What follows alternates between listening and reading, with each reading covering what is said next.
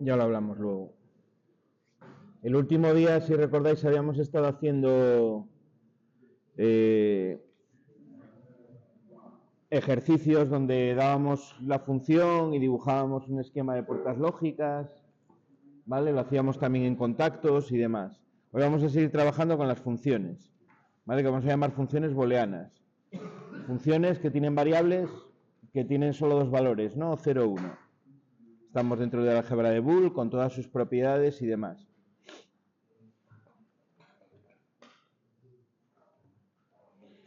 Primera cosa que tiene que quedar muy clara. Para definir completamente una función booleana nos basta con la tabla de verdad. La tabla de verdad es la definición de la función, es su definición completa, porque al final me está dando todos los valores posibles de la función para todas las combinaciones posibles de las variables. Con lo cual ya tenemos definido todos los resultados. El otro día decíamos que era una gran diferencia con el álgebra normal, donde si yo manejo como son los números reales, infinitos números, al final no puedo representar todos los valores porque son infinitos, ¿no? Entonces lo que tengo que hacer es ir a una expresión analítica, tipo las expresiones de las funciones que conocemos, y igual a x cuadrado, igual a 3 más x, lo que sea, que mediante sustitución me permite obtener los valores que yo necesite. Aquí es más fácil porque al manejar un número de valores tan sumamente reducido como solo dos, el 0 y el 1, yo puedo en una tabla de verdad poner todas las combinaciones posibles. La tabla será tanto más grande cuanto más variables tenga. ¿Cuán grande va a ser? Bueno, el número de posiciones o de combinaciones distintas va a ser 2 elevado al número de variables que tenga. Si tengo una variable, 2 elevado a 1 es 2. Tengo solo dos combinaciones, 0, 1, ¿no? Si tengo 4 variables, 2 elevado a la 2, que es 4, tengo 4 combinaciones. 0, 0, 0, 1, 1, 0 y 1, 1. Que tengo 3 variables, 2 elevado a la 3 es 8, 8 combinaciones. Para 4, 16. Para 5, 32. Y así sucesivamente, ¿no? Mientras más variables tengo, más combinaciones. Pero siguen siendo finitas y siguen siendo representables en una tabla. ¿Cuál es la finalidad de todo esto que vamos a ver hoy? Bueno, la finalidad de todo lo que vamos a ver hoy va a ser que siempre que tengamos un supuesto donde una función depende únicamente del estado de sus variables, y esas variables son binarias, poder representarlo mediante una función de tipo booleano lo más simplificada posible, lo más corta, lo más reducida posible. ¿Vale? ¿Por qué? Pues porque mientras más pequeña sea la función, vimos el otro día cómo los circuitos lógicos o los circuitos de contacto serán más reducidos también, ¿no? A la hora de implementar, de construir eso con una determinada tecnología, mientras más pequeña sea la función, menos recursos voy a emplear y va a ser más fácil de hacer también.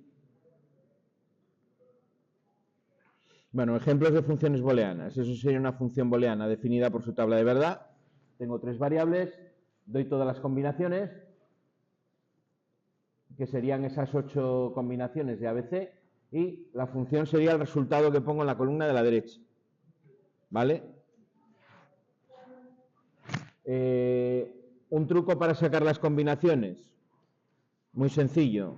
Empezamos siempre por la columna de la izquierda, en este caso de la variable A, y si tengo 8 posiciones, lo que hago es cubrir de arriba para abajo esa primera columna y pongo la mitad ceros, la mitad unos.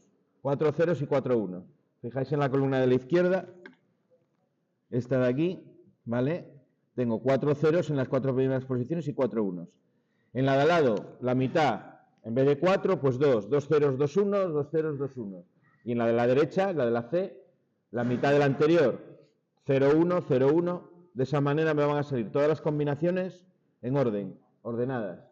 Las combinaciones, si lo traducimos, por ejemplo, lo vemos como si fuesen números en binario, van a ser los números en binario entre el 0 y el 7, ¿vale? Pero bueno, la manera más fácil y más rápida de hacerlo es hacerlo por columnas, de arriba a abajo, la mitad de las posiciones en la columna de la izquierda ceros y la otra mitad unos. Y luego voy pasando a la mitad. Si en la primera hice 4 y 4, en la de la derecha son 2 y 2. Y en la de más a su derecha sería 1 y 1. Siempre la mitad de la anterior. Lo que está en la columna de la derecha del todo, eso es la función, es el resultado. Alguien dirá, siempre se me pregunta, ¿por qué hay un 1 en la primera y un 1 en la segunda y en la tercera y en la cuarta hay un 0? Bueno, pues no lo sé, eso es una función cualquiera. Eso es la definición de la función. esa función en concreto vale eso, ¿vale? Esto va a ir muchas veces que va a ser el punto de partida. En problemas de estos tipo lógica combinacional, que es como se llama, cuando la salida solo depende de la combinación de las entradas, muchas veces voy a partir de esa tabla de verdad como el dato del problema. De las condiciones del problema yo voy a obtener la tabla de verdad y una vez que tenga el resultado de la tabla de verdad es cuando ya vamos a hacer la función, a construirla, a simplificarla, bueno, a hacer lo que necesitemos hacer, ¿no?, para implementarla. También eso de ahí es una función, ¿no? La otra de las maneras de expresarla es mediante una función algebraica. Esto ya lo habíamos visto. El punto es el producto lógico, el más es la suma lógica y la raya encima es la negación. Ahí lo que tendríamos sería una OR de C con el AND de A y la negación de B, ¿vale? Esa sería la función. Bueno, unas definiciones muy rápidas. Espero que no sea muy lioso esto. Estas definiciones son para poder hacer luego el sistema de simplificación que tenga sentido, ¿no? Porque vamos a hablar de alguno de estos términos. ¿A qué llamamos un término producto? Bueno, pues a cualquier expresión como esas que tenéis ahí arriba. A por B, A negado por C, A por B por C negada por D, una serie de variables multiplicadas. Eso le llamamos término producto. ¿A qué llamamos una función en suma de productos? Bueno, cuando tengo varios productos sumados. Decimos que la función está en forma suma de productos. Es uno de los formatos en los que se nos puede presentar. Dentro de esas funciones en forma suma de productos, hablamos de un min término cuando tengo un término producto donde aparecen todas las variables de la función. Si tengo una función de 4 variables, a, b, c, d, en ese término aparecen las 4, a, b, c, d. Ya hemos visto que en la transparencia anterior, aquí por ejemplo tengo una función de 3 variables y fijaros que no aparecen todas las variables en todos los términos, ¿no? En el primer término aparecen la a y la b y en el segundo término aparece la c. Eso es una función que está en forma suma de productos. Bueno, la c no está como producto, pero bueno, si imaginamos que está multiplicando por el 1, pues podemos decir que es una suma de productos sin ningún riesgo.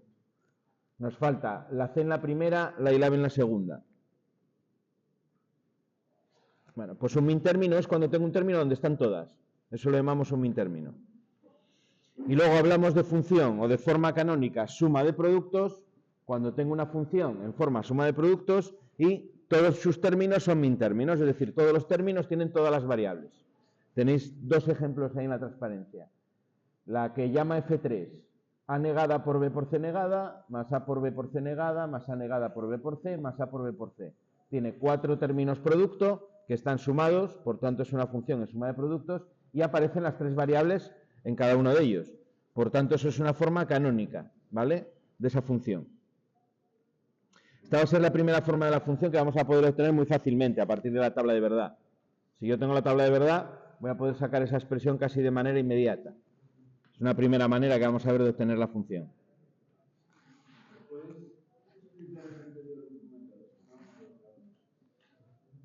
Tú dirás, ¿cuál no ves claro?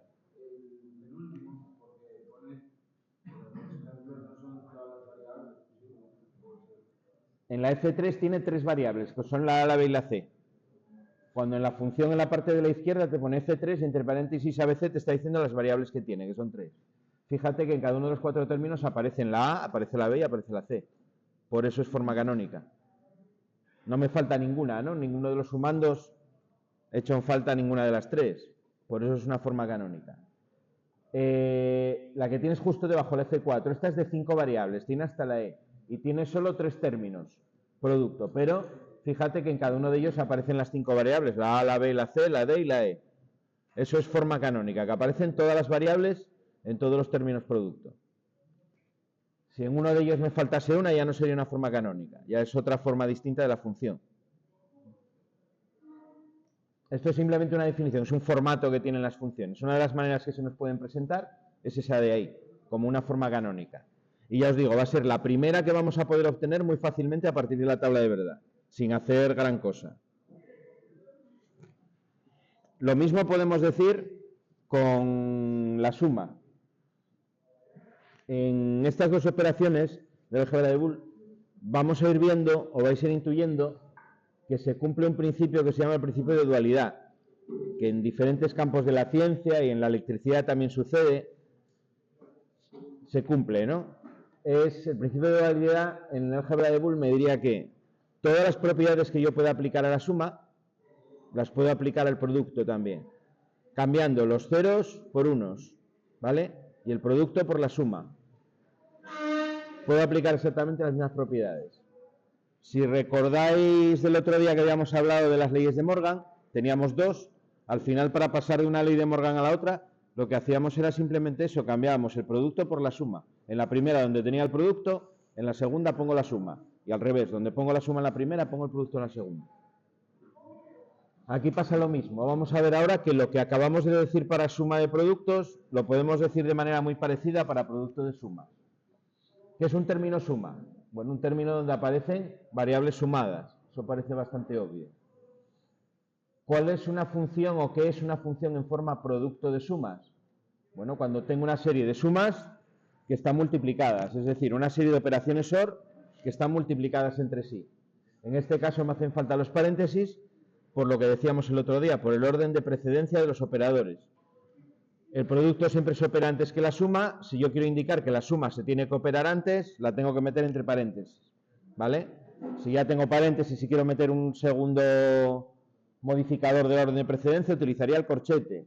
Y si necesito un tercero, utilizaría las llaves. Igual que en el álgebra normal, ¿vale? En este caso, para indicar que quiero operar primero la suma, tengo que utilizar el paréntesis. Lo que tengo al final son, esa expresión F5, por ejemplo, 3 sumas multiplicadas. Eso sería un producto de sumas.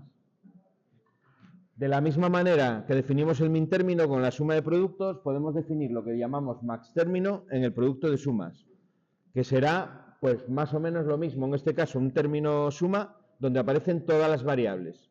Es decir, como sumandos de esa suma tengo todas las variables de la función.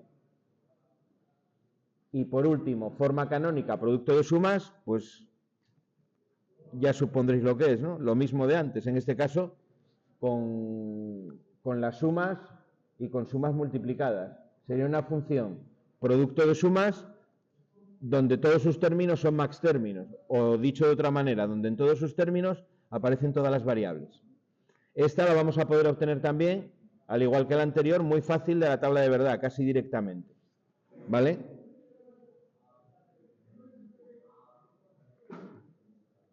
Bueno, aquí tenéis otras maneras, otras notaciones, que lo tenéis en los apuntes también esto. No os comáis mucho la cabeza con esto porque no lo vamos a usar apenas.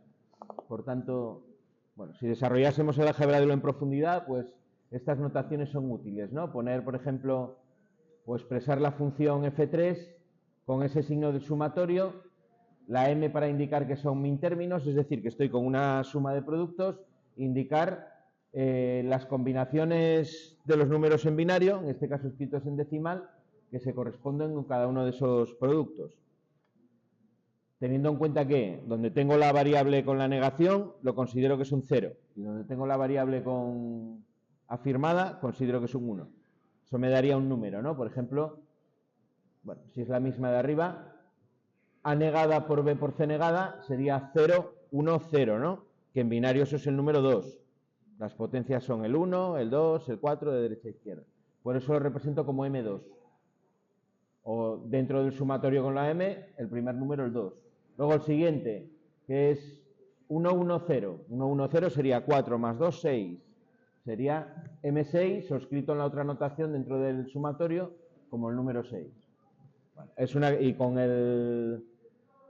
producto de sumas con la M mayúscula, ¿no? Los max términos. Pero bueno, esto tampoco, con esto no os liéis porque solo va a servir para que os liéis y no os va a servir gran cosa.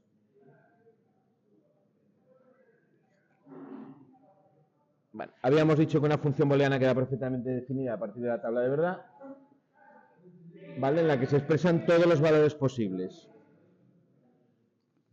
De la tabla de verdad podemos obtener las dos formas canónicas de la función que acabamos de ver, ¿vale? Directamente casi. De las combinaciones para las cuales la función toma el valor 1, si la función vale 1, eso me va a dar un min término. Y si la función vale 0, eso me va a dar un max término. Voy a hacer o una o la otra. Normalmente voy a ir a la que más corta sea. Si tengo, por ejemplo, muy poquitos ceros en los resultados de la función, lo más normal es utilizar los max términos, ¿no? Porque son menos, me queda una función más pequeña. Si tengo pocos unos en el resultado de la función, lo normal es utilizar los min términos, la forma suma de productos, porque va a ser más corta. Si tengo más o menos la mitad, pues me da igual, porque van a salir dos expresiones bastante grandes o igualmente grandes. Bueno, ¿cómo se hace? Bueno, ya se me adelantó la transparencia porque está pasada del PowerPoint aquí a Google y, bueno, la trastocó un poco. Lo que tenemos que fijarnos al principio es en la tabla de verdad. Eso es un ejemplo de cómo se hace. Tengo una función, cual sea, en este caso esa de ahí. Fijaros que tiene 3 unos y el resto son ceros. Vamos a obtener la función, en este primer caso, como suma de productos. Entonces, ¿cómo se hace? Me fijo en las posiciones donde la función vale 1. ¿Vale? Esa de ahí, que me va a dar ese primer término, ese primer min término en este caso. ¿De dónde saco el min término? Bueno, a ver si entendemos esto porque es el paso clave. Es una chorrada, pero a veces la primera vez que lo oímos suena todo rarísimo. Cuando yo en una función lógica de este tipo digo que el resultado es 1 y lo quiero expresar como con una función AND, yo lo que tendría que pensar sería, vale, si tengo una función AND donde meto esas 3 variables con esos valores, en este caso 0, 0, 1, ¿cómo hago para que el resultado me salga 1? Bueno, para que el resultado me salga 1, en una función AND tengo que tener todas las variables de entrada 1. Pero vale, en este caso es que no las tengo. Tengo 2 que valen 0, la A y la B, y la C que vale 1. Bueno, pues ¿qué expresión donde yo sustituya 0, 0, 1 en ABC me va a dar como resultado 1? Pues muy fácil. Donde tenga un 0, tengo que convertirlo en un 1. ¿Y cómo convierto un 0 en un 1? Con una negación. Es decir, la variable A va a tener que aparecer negada. La variable B vale también 0. Si yo quiero que se me convierta en un 1, tengo que negarla también. B va a aparecer negada. Y si la C vale 1, pues la C nada, directamente ya me vale 1. Eso resultaría en que si yo multiplico A negada por B negada por C y lo sustituyo por 0, 0, 1 respectivamente, el resultado va a ser 1, ¿no? Para cualquier otra combinación, ese término en concreto, A negada por B negada por C, me va a dar 0 siempre. Probar con cualquier otra combinación. Cuando tengo uno de los factores que vale 0, la función AND vale 0. Solamente vale 1 en un único caso, ¿no? Cuando todas valen 1. Por eso, para esa combinación, yo puedo sacar un min término que me describe en concreto esa posición de la función, porque cuando yo sustituyo 0, 0, 1 dentro de esa expresión que he obtenido, el resultado efectivamente sale 1 y para cualquier otro no. ¿Vale? De la misma manera yo puedo hacer con los siguientes. Para el otro valor donde sale 1, 0, 1, 1, ¿vale? ¿Qué término me representa esa combinación? ¿O cuándo, o qué función tengo que tener yo para que sustituyendo 0, 1, 1 me dé 1 en una función A? Bueno, pues en este caso negar la A, ¿no? Si niego la A, las otras dos ya valen 1, sería negada por B por C, me daría como resultado 1. Y en la tercera, pues exactamente lo mismo. En este caso la A y la B valen 1, las voy a poner tal cual están afirmadas y la C vale 0, la tengo que negar para que valga 1. ¿Vale?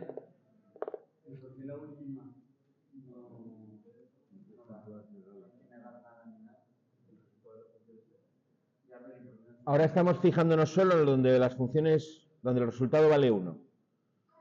Eso me va a servir para obtener una forma canónica en suma de productos. ¿Vale? Luego, si lo hacemos con los ceros, vamos a hacer lo contrario. Vamos a obtener el producto de sumas.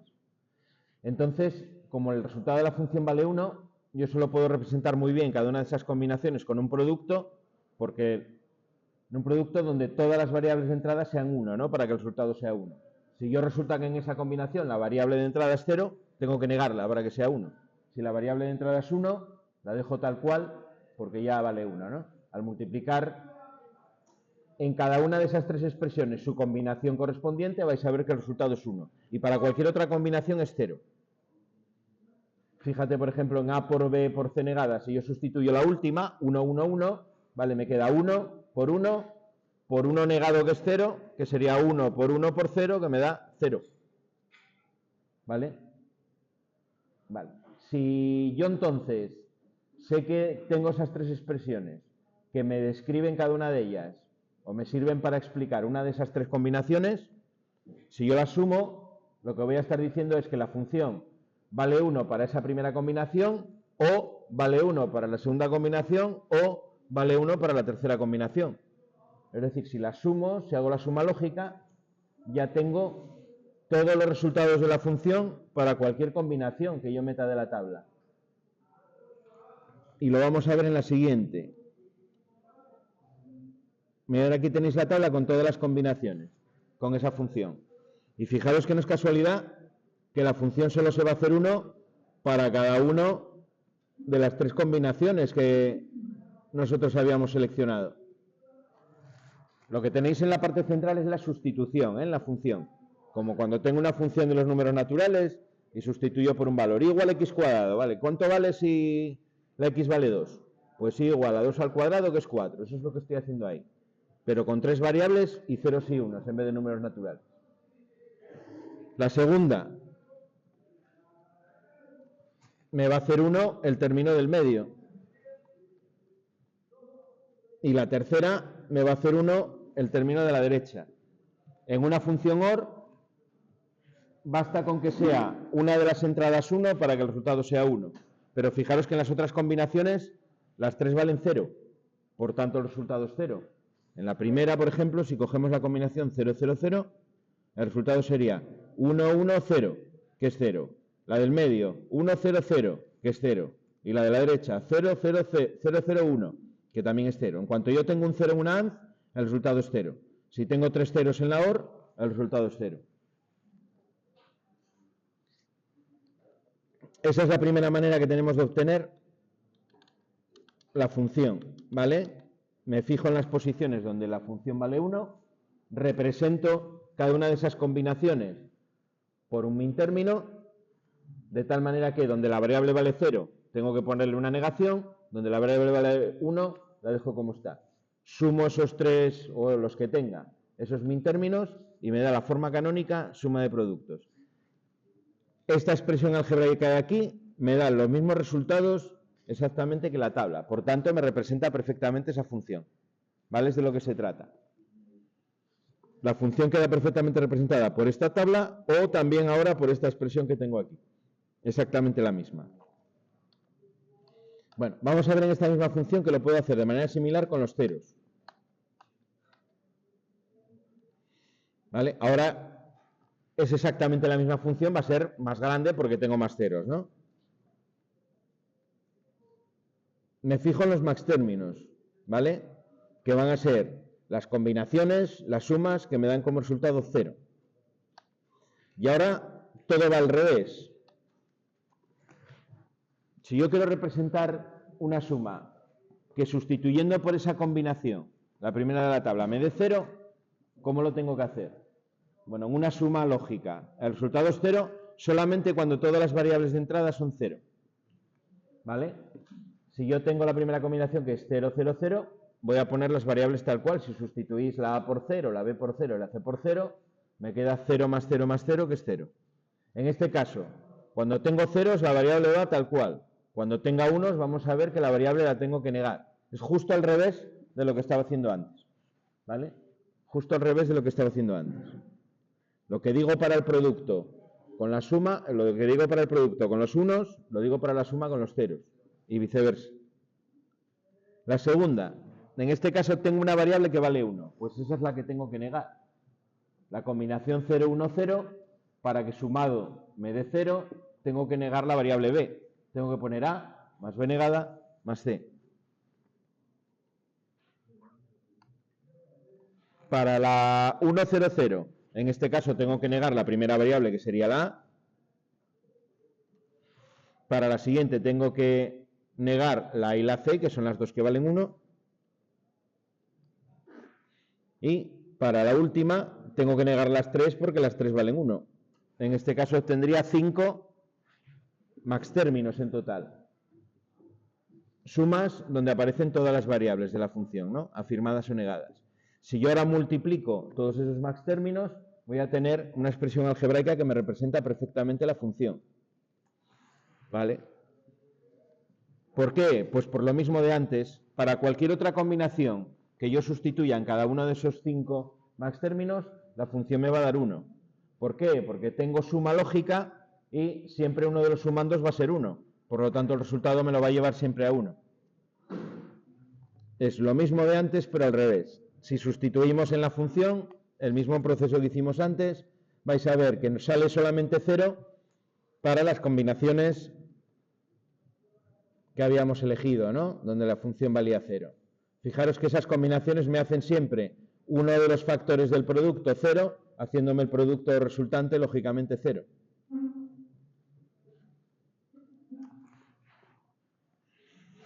A esta forma no le vamos a dar tampoco muchas vueltas, vamos a hacerlo mayoritariamente por la primera, también para no liarnos y, bueno, por escoger una de ellas. ¿Vale? Por mi término, sí. Esto al final es una cuestión de pararse y poner a pensarlo un rato. La primera vez que te dicen esto, yo entiendo que lo miras y dices, vaya fumada, ¿no? Que tiene cuando el que inventó esto, porque... Pero bueno, es lógica y se aplica. Y luego, cuando a la hora de montar un circuito con contactos o programar un autómata con puertas lógicas, pues esto tiene sentido y se cumple. Bueno, con la otra notación, que esta la vamos a saltar, viene la otra más, ¿no? Con la...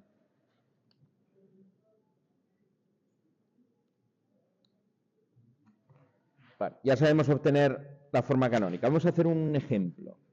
Vamos a hacer un ejemplo para acabar de afianzar esto un poco.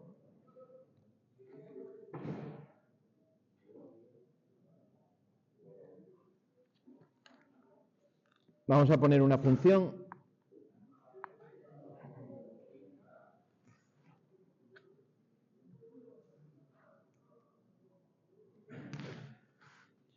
si me funciona esto, vamos a poner una función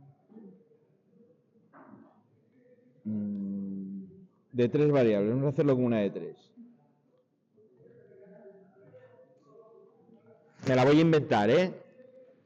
Lo que os decía antes, para hacer las combinaciones, tengo 8 combinaciones, porque 2 elevado a la 3 son 8. Pues pongo 4 ceros y 4 unos. ¿Vale? Ya tengo la primera variable. Para la segunda la mitad, 2 ceros, 2 unos, 2 ceros y 2 unos. Y para la siguiente, para la última, la mitad, 0, 1, 0, 1, 0, 1 y 0, 1. Y yo suelo dividir aquí un poco para no liarme, suelo dividir la tabla así, para que no me bailen los unos y los ceros en las filas, ¿no? Y ahora vamos a poner el resultado de la función. Vamos a poner que la función es, no sé, 1, 0, 0, 0, 1, 1, 0 y 1, por ejemplo. Vale, esta sería la función. Y lo que queremos es obtener una forma canónica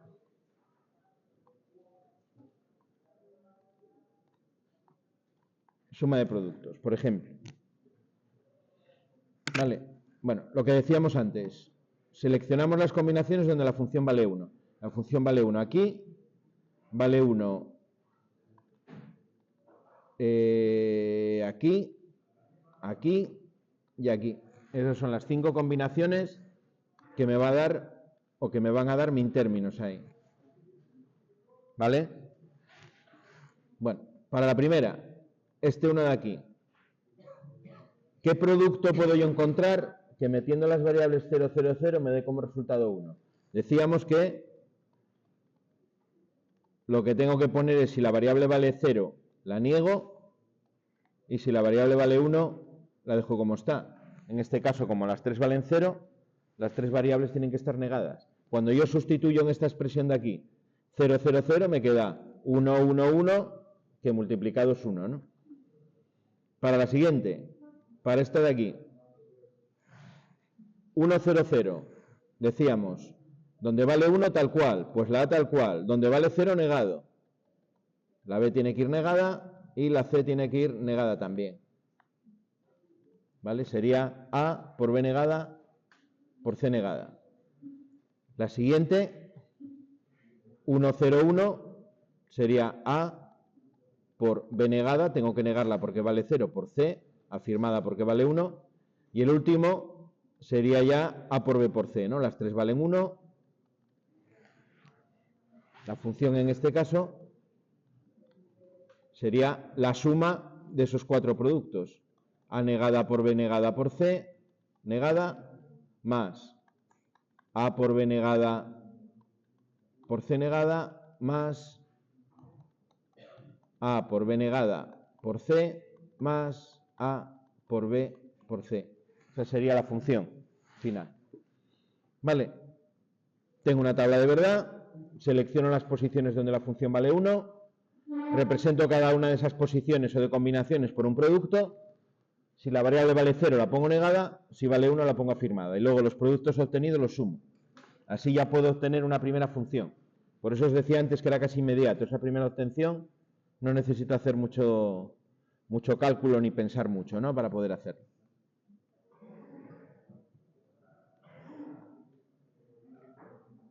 Si yo ahora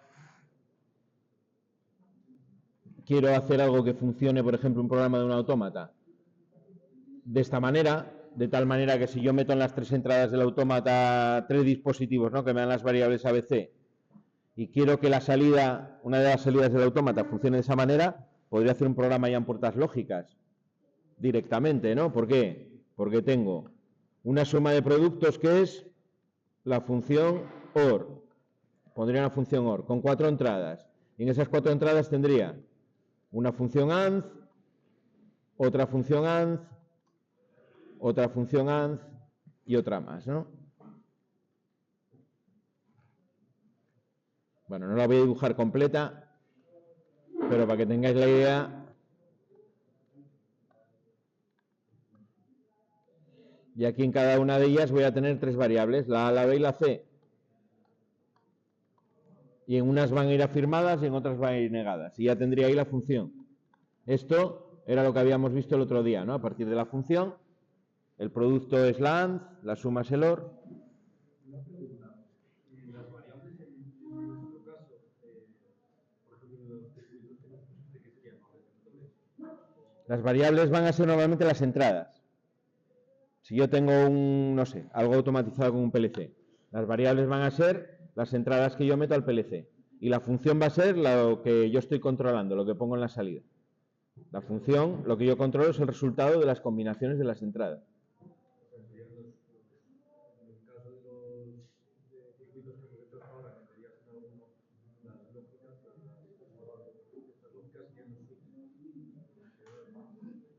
La función lógica sería el relé de salida del autómata.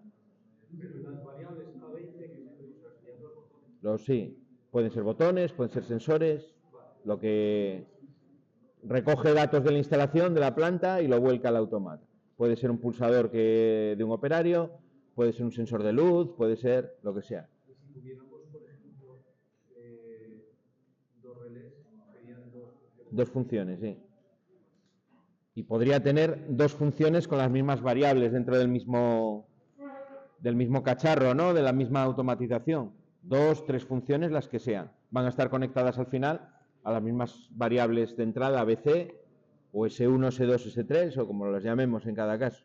Si fuese un relé dependiente de ese relé, ahí sería el esquema sería la primera función entraría en la lógica del segundo. Vamos a ver que cuando tengamos problemas, como algunos de los circuitos que ya hemos montado en contactos, donde tengo realimentación, no es exactamente así. Esto me servirá para simplificar sobre todo entradas. Cuando yo tengo un montón de entradas que en función de las combinaciones me hacen una cosa, me hacen otra, dentro de la automatización, y utilizar esta lógica para simplificar dentro del programa esas combinaciones de entradas. Pero luego voy a tener que utilizar un bloque, algún tipo de puerta lógica que tenga memoria. Es donde entrarán las básculas RS, que es lo que nosotros vamos a llamar el relé autoenclavado. ¿Vale? Es una función lógica que funciona exactamente igual que ese marcha paro con realimentación que nosotros hacemos en cableado. Lo mismo que si nos aparece el parámetro tiempo, ya tenemos que recurrir a temporizadores, otro tipo de dispositivos que no puedo describir de esta manera. Esto sirve para describir automatismos donde la salida dependa única y exclusivamente de las combinaciones de las entradas. Si las entradas están de una determinada forma, la salida siempre está de esa forma. Si cambia la combinación de una de las entradas, cambia la salida. ¿Vale? Bueno, o no, pero siempre de la misma manera. Bueno, a medida que vayamos viendo, lo vais a ir viendo más claro, yo creo.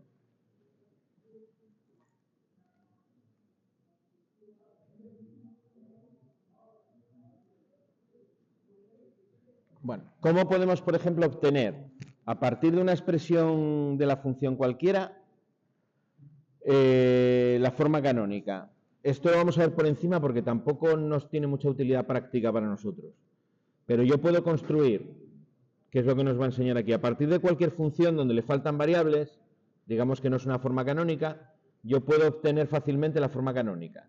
Normalmente no es práctico porque yo lo que intento siempre es reducir, no hacerlo más grande. Entonces, bueno, está aquí, pero lo vemos por encima, pero tampoco de estos voy a poner ejercicios ni nada. Por ejemplo, esa expresión, si nos fijamos en la primera, falta la variable d, porque es de 4 variables. En la segunda faltan la a y la c. Y en la tercera falta la variable b. ¿Qué es lo que tengo que hacer? Pues multiplicar por la suma de la variable que falta más la negación de esa variable. ¿Qué es lo que hace aquí? ¿Veis? Como falta la d, multiplica a por b negada por c por d más d negada. En el segundo, como falta la a y la c, multiplica por a más a negada y por c más c negada. Y en el tercero, como falta la b, pues multiplica por b más b negada. Y lo que hace es operar. Aplica la propiedad distributiva, en este caso operando, y pasa de esta primera expresión a esa segunda de ahí, ¿no?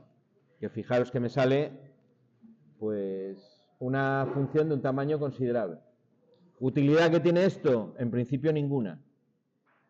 Para mí ninguna. Puede ser un paso intermedio, por ejemplo, para obtener, si quieres obtener la tabla de verdad, porque de la forma canónica sacar la tabla de verdad es relativamente sencillo, ¿no? Es el proceso inverso al que acabamos de ver.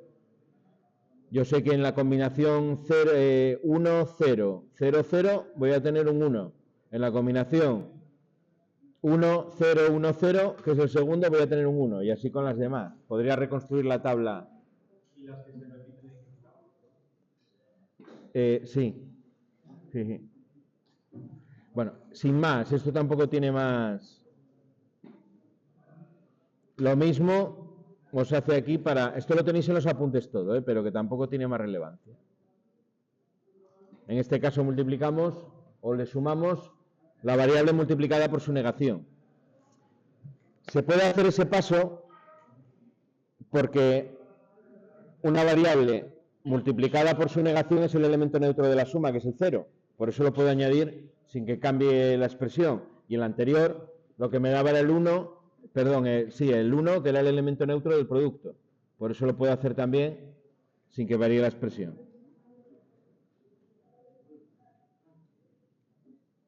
Bueno, la relación entre max términos y min términos, pues tampoco nos interesa mucho. Podemos obtener a partir de uno el otro.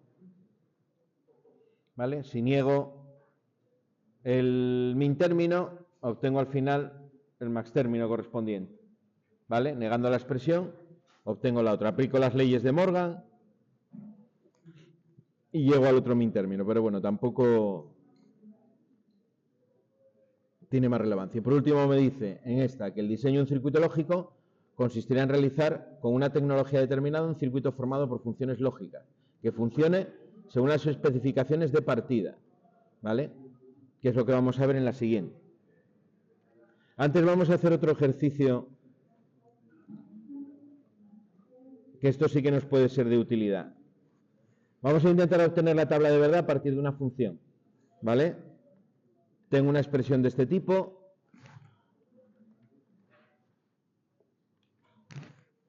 Por ejemplo, una función de 3 variables. Y me dicen que vale a negada por b más b negada por c más a. ¿Vale? Y quiero obtener tabla de verdad.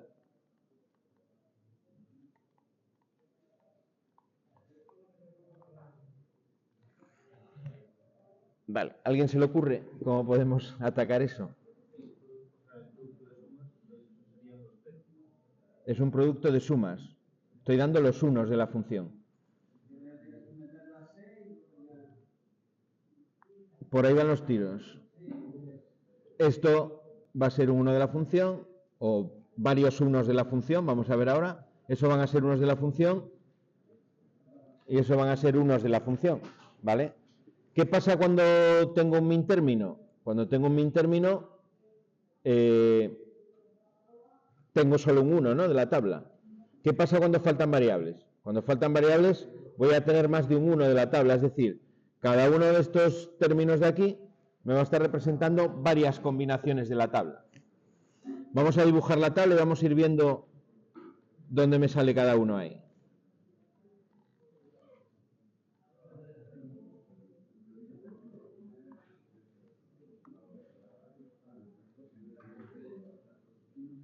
Bueno, las 8 combinaciones, 4 ceros y 4 unos, 2 ceros y 2 unos, 2 ceros y 2 unos, 0, 1, 0, 1, 0, 1, 0, 1. Dividimos la tabla de 2 en 2, así.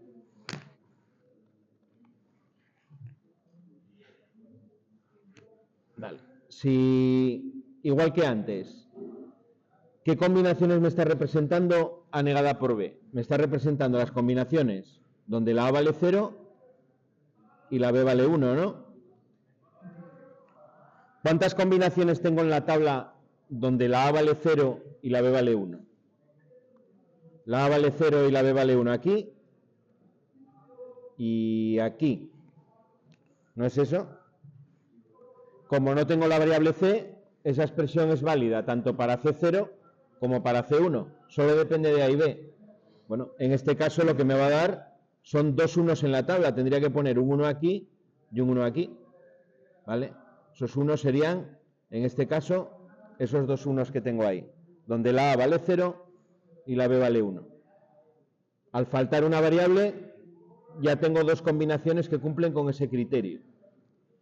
El segundo criterio, este de aquí, B vale 0 y C vale 1. Vamos a ver dónde la B vale 0 y la C vale 1. Pues una de las combinaciones es esta de aquí. Y la otra combinación donde se cumple ese criterio es esta de aquí. ¿Vale? Eso quiere decir que aquí voy a tener que poner un 1 y aquí voy a tener que poner un 1. Esta expresión de aquí me da ese 1 de ahí y me da ese 1 de ahí.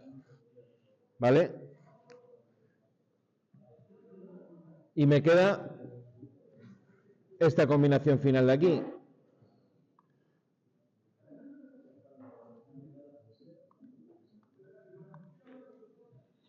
Esta de aquí. La A vale 1. ¿Dónde vale?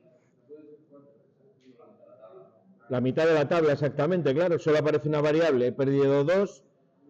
Donde la A vale 1, independientemente de cuánto valga B o cuánto valga C, tengo que poner un 1. Sería toda esta mitad de la tabla. Vale, y alguien dirá, bueno, pero ya tengo un 1 ahí. ¿Es un problema eso? No, no es ningún problema. Esa combinación está en este caso representada tanto en el término del medio B negada por C como en el término A que vale 1. Pues nada, cubriría las tres combinaciones que me quedan dentro de esa parte de la tabla con 1. Y bueno, me salió una tabla un poco rara, ¿no? Que salvo para 0, 0, 0. Sí. Esto lo único que quiere decir es que la función no está simplificada todavía. Es una forma de expresar esa función, pero que es mejorable. Podemos hacerla un poquito más pequeña. ¿Por qué?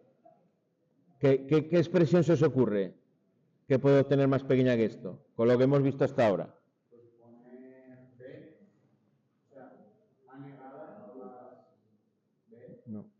No, sin negar. Si va a ser con sumas, sin negar. Esto, ¿no? Correcto. Esta función es exactamente igual a esa de ahí. Es lo mismo. Porque la puedo obtener con lo que hemos visto hasta ahora. Tengo un solo 0 un solo max término, obtengo eso de ahí. Vale, es un problema que la función la pueda expresar así, o la pueda expresar así, o la pueda expresar, bueno, así quiero decir, con esta de aquí, o la pueda poner así.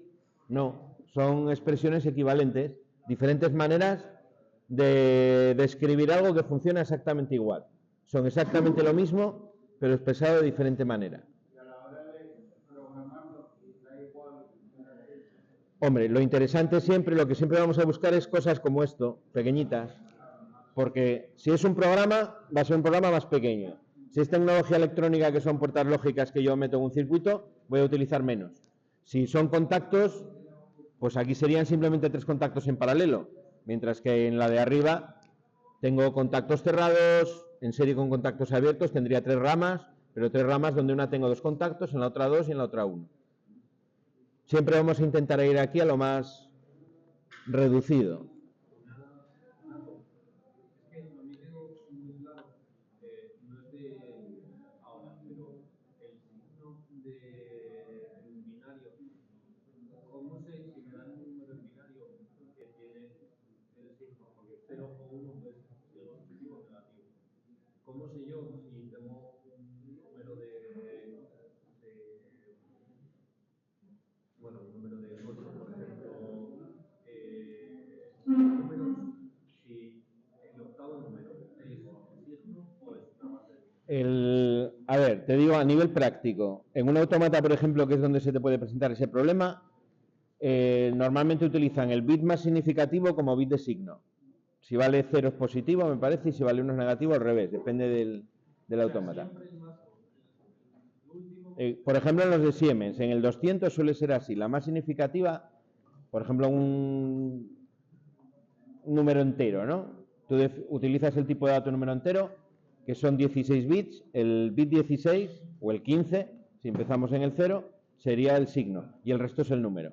Entonces tienes un número entero y el último bit te da el signo. Luego en el sistema de numeración tal cual existe un sistema que es el complemento a 2, que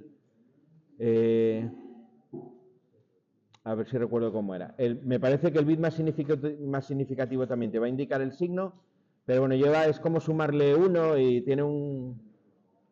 Bueno, no recuerdo exactamente cómo es, pero es un método donde tú le sumas, me parece que 2 a la cantidad, y entonces según te dé el de arriba, sabes si es positivo o es negativo. Pero a nivel práctico, que es lo que nos interesa, para el autómata, tú tienes que ver para cada autómata el tipo de datos y normalmente lo que suelen hacer es que el bit más significativo es el que te da el signo. Por ejemplo, en el último modelo ni siquiera te preocupa eso porque ya no manejas eso de ahí. Tú le metes una cantidad negativa y la interpreta. Pero bueno, en otros un poco más antiguos sí que llegabas a ver las cifras en binario en alguna parte del proceso. Bueno, vamos a ver entonces cómo simplificamos, qué es lo que nos queda.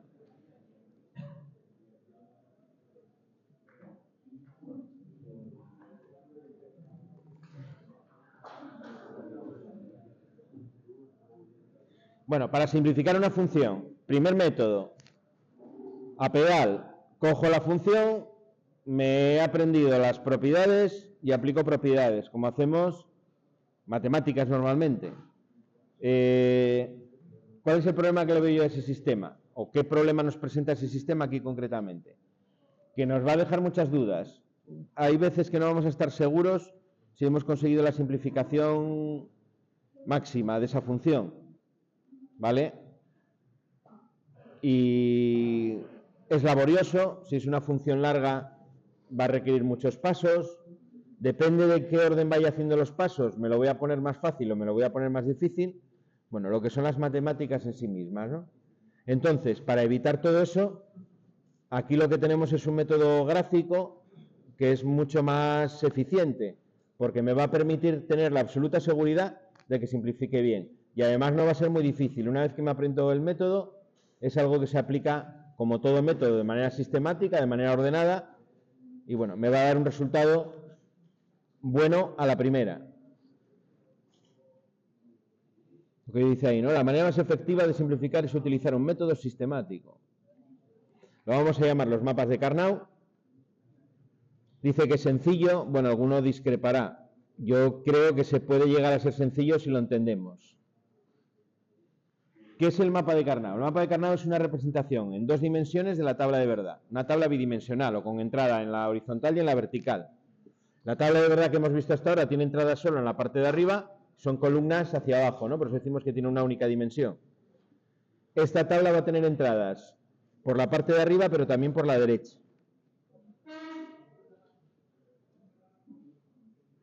Bueno, si la tabla de verdad tiene una fila para cada combinación, aquí lo que vamos a tener es una celda del mapa de Carnot para cada combinación. Bueno, ya podréis imaginar que si tenemos 3 variables, voy a tener un mapa de Carnot que va a tener 8 casillas, 8 cuadritos. Si tengo 4 variables y por tanto 16 combinaciones, tendré un mapa de Carnot de 16 casillas. Y así sucesivamente.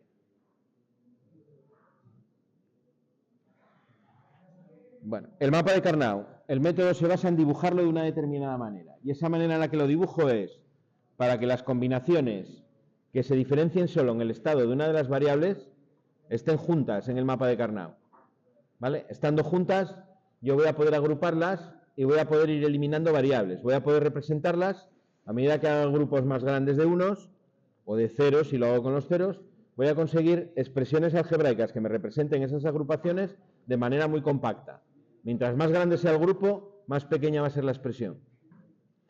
Fijaros el ejemplo que hicimos antes. Había en la expresión algebraica una A y eso me daba que la mitad de abajo de la tabla eran todo unos. Eso nos da una idea ya de por dónde van los tiros. Si yo puedo agrupar la mitad de unos del mapa de Carnot, voy a poder sacar con una sola variable, en ese caso de 3, bueno, con 4 exactamente lo mismo. Si consigo hacer la mitad de la tabla, voy a obtener una sola variable, que me representa todas esas combinaciones. Bueno, vamos a ver cómo se hace eso en la práctica. Bueno, me da aquí primero unas definiciones de la presentación que vamos a intentar pasarlas rápido. Eso es la pinta que tiene un mapa de Carnot, ¿vale? Este sería el caso de 3 variables. Tenéis en medio la tabla de verdad y a la derecha el mapa de Carnot que se corresponde exactamente con esa tabla de verdad. Fijaros que lo que he puesto en la vertical, lo que he puesto en la fila de arriba del todo, en la primera, en la de encabezados, he puesto las combinaciones de A y B, que como son 2 variables tengo 4 combinaciones. Y en la vertical he puesto las 2 combinaciones que tengo para la variable C, ¿vale?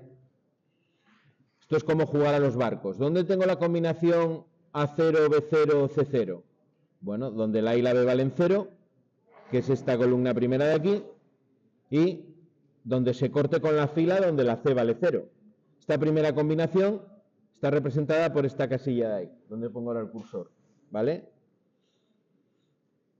Cualquiera de ellas, por ejemplo, la que vale 1, 0, 1, esta combinación de aquí, ¿dónde la tengo en el mapa de Carnot? Pues la columna 1, 0 es la de la derecha del todo, ¿vale? La columna 1, 0 es la de la derecha del todo, donde la C vale 0 sería esta casilla de aquí arriba, 1, 0 para la A y la B, 0 para la C, ¿vale? Es como jugar a los barcos, entro por las columnas con un valor y lo cruzo con el valor que entro por las filas. Donde se corten las dos, esa es la combinación.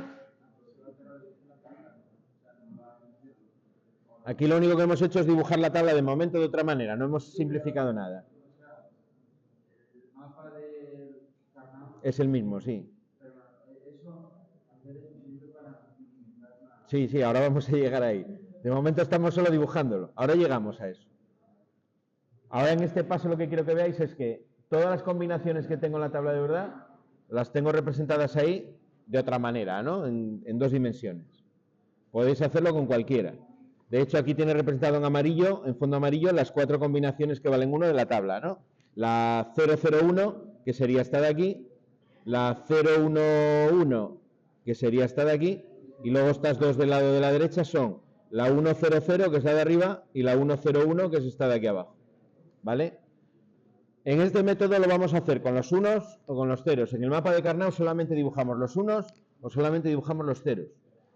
La mayor parte de los ejercicios lo vamos a hacer con los unos. Pues dibujamos solamente los unos. No lo vamos a hacer con los ceros más que nada por no liarnos mucho, porque luego, una vez que lo haces con los dos, a veces hay confusión.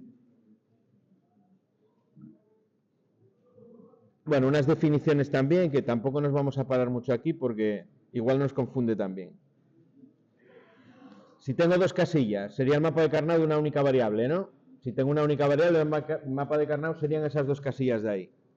Donde la A vale 1, lo llama el área de existencia de A. Y donde la A vale 0, el área de no existencia de A.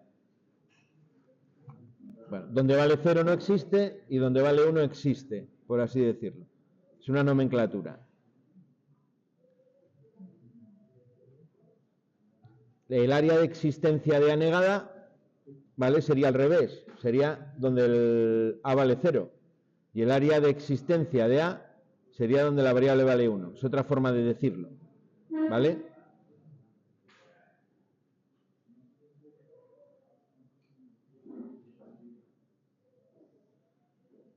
Bueno, esta, nada. Mapa de Carnot con dos variables, la A y la B. Sería ese cuadrado donde tengo en el encabezado de las columnas las dos combinaciones de A, en el encabezado de las filas los dos valores de B. 0, 1 en cada uno de los dos casos. Según eso, y según la definición que había dado, la primera fila es el área de existencia de B negada, o el área de no existencia de A. Y la segunda fila, la de abajo, es el área de existencia de B. ¿Dije de A? No, de B. De B. Y con las columnas es lo mismo con A. La columna de la izquierda es el área de existencia de A negada y la de la derecha es el área de existencia de A. ¿Vale? Fijaros que el valor de cada una de las variables me divide en dos la tabla, ¿no? Por filas o por columnas.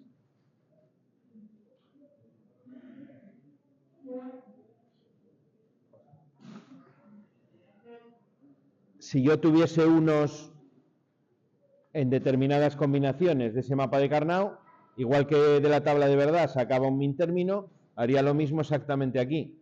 De hecho, en esta tabla os ha representado los min términos que se corresponden con cada una de esas celdas, ¿no? Donde tengo la de arriba de la izquierda, la A vale 0 y la B vale 0, el min término que se correspondería, si yo tengo un 1 ahí, sería A negada por B negada. Donde la A vale 1 y la B vale 0 sería A por B negada. Para A0 y B1 sería A negada por B, y para A1 y B1, A por B. Antes, en uno de los ejercicios que hacía el producto de la suma, te ponía como índice de los min términos el valor del min término.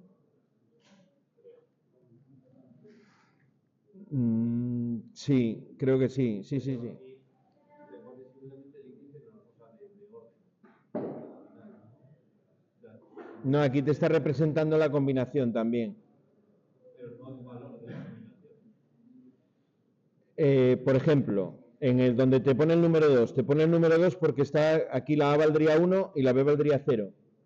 Te da, digamos, el número que se corresponde con la combinación de las variables en binario.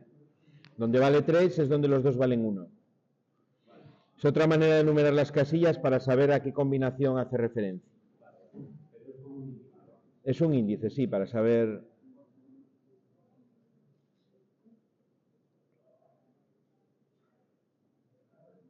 Bueno, ahí te explica precisamente esto que acabamos de decir.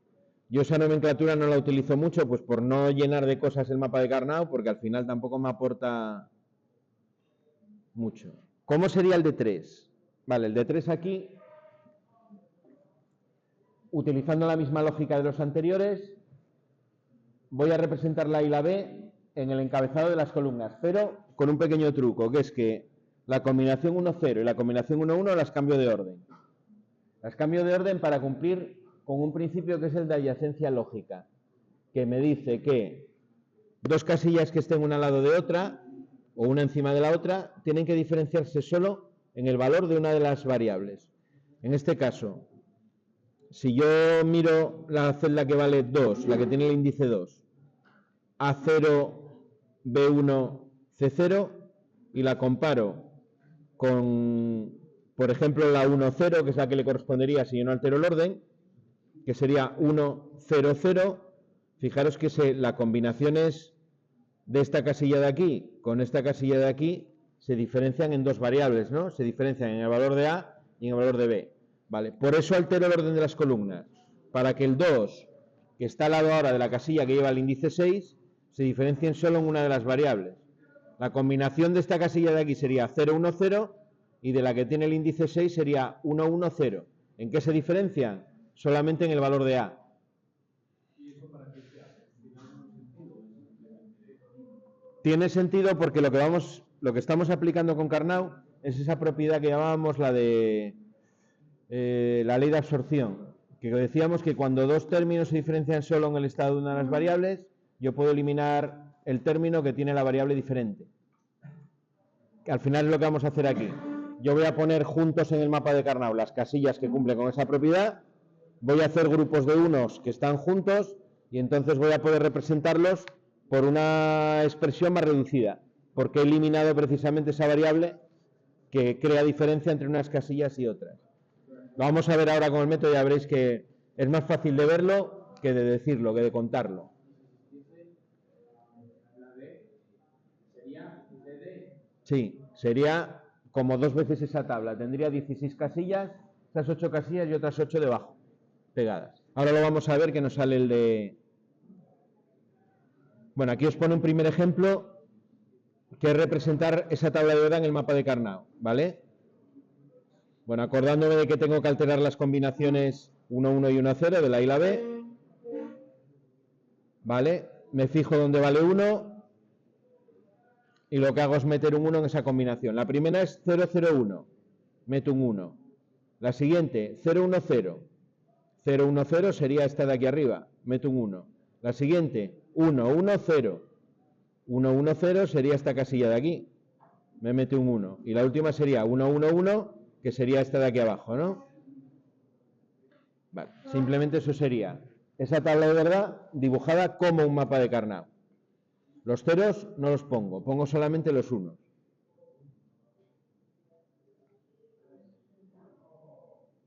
Para abajo, si utilices una variable más en el caso de los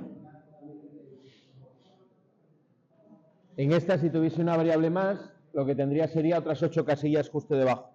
Lo vamos a ver ahora con 4 variables cómo queda. Me queda un cuadrado en vez de un rectángulo con 16 casillas. Este es un ejemplo que os pone representación del mapa de Carnot a partir de la función lógica en forma canónica. Vale. Nada, yo lo único que tengo que fijarme es en qué combinación se corresponde con cada forma canónica y en esa combinación ponerle un 1. Básicamente es lo anterior, pero en vez de directamente de la tabla, obteniendo la combinación de la tabla que se corresponde con cada min término. Bueno, es exactamente la misma función y me va a dar exactamente lo mismo. Creo, sí, es la misma.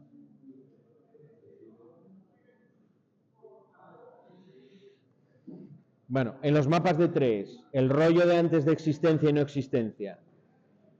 Bueno, ¿en qué zona de la tabla la A vale 1? Que es el que tenéis arriba a la izquierda, la mitad de la derecha de la tabla. ¿En qué zona de la tabla la B vale 1? La B vale 1 en las dos columnas del medio de la tabla. ¿En qué zona de la tabla la C vale 1? En la fila de abajo de la tabla. Para A negada, B negada y C negada es exactamente lo contrario de lo que tenéis arriba. Es la zona contraria, ¿no? ¿Cuándo existe A negada? Pues en la mitad de la izquierda de la tabla. ¿Dónde existe B negada? En las dos columnas de la tabla, de los extremos. ¿Y dónde existe C negada? En la primera fila. Es como decir, ¿en qué zona de la tabla la A vale 1? ¿En qué zona de la tabla la A vale 0? ¿En qué zona de la tabla la B vale 1? ¿En qué zona de la tabla la B vale 0? Y lo mismo para la C.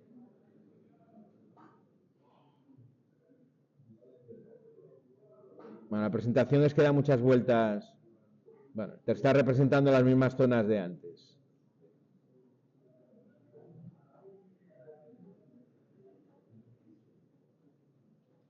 Bueno, representación del mapa de Carnot a partir de una función lógica. Ahora ya no es una forma canónica, sino que es una expresión cualquiera. Es parecido a lo que hicimos antes con la tabla de verdad. Se podría hacer, por ejemplo, directamente añadir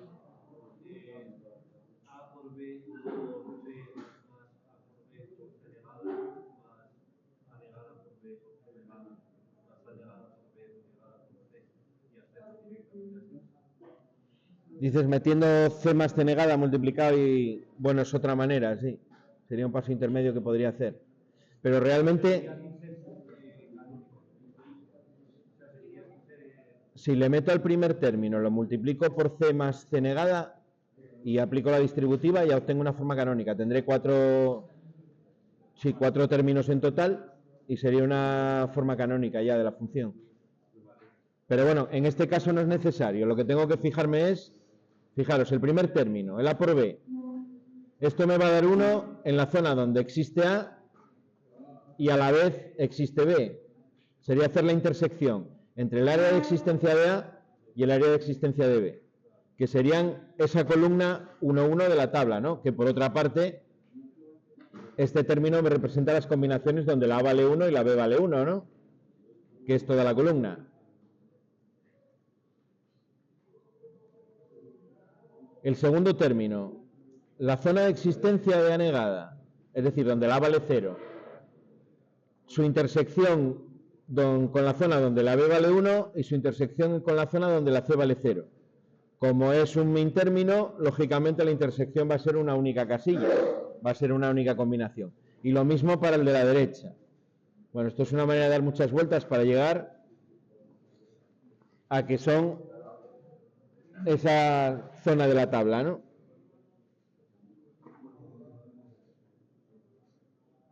Mira, vamos a poner otro de esto mismo más sencillo, que lo vemos antes. Tengo esta función, vamos a poner una función.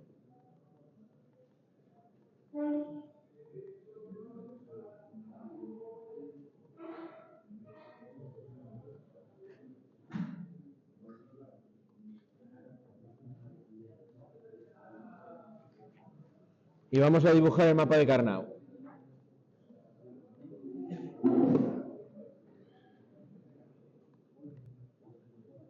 Son 3 variables.